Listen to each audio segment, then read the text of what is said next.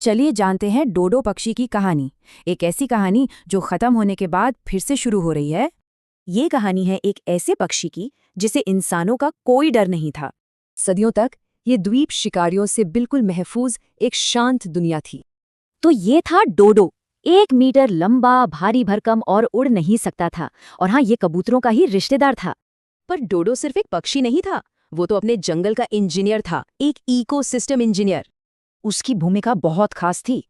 वो पूरे द्वीप के जंगलों को जिंदा रखने में मदद करता था। और फिर सब कुछ बदल गया।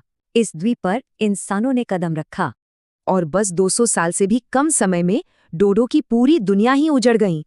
इंसानी शिकार, बाहर से आए जानवर और जंगलों की कटाई, इन तीनों ने मिलकर डोडो का नामो निशान मिटा दिया।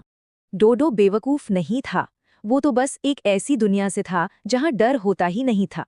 लेकिन क्या हो अगर ये कहानी यहीं खत्म ना हुई हो? शायद विज्ञान इसमें एक नया मोड़ लाने वाला है।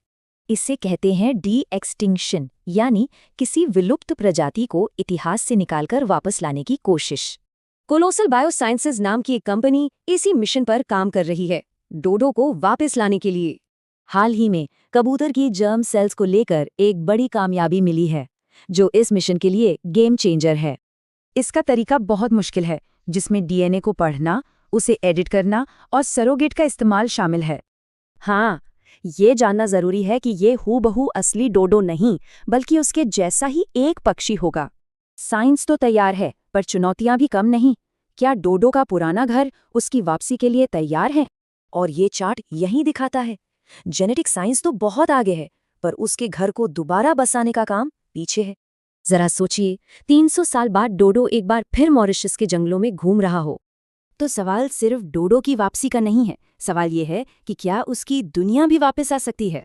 अगर डोडो की वापसी मुमकिन है, तो सोचिए अगला नंबर किस विलुप्त जीव का हो सकता है।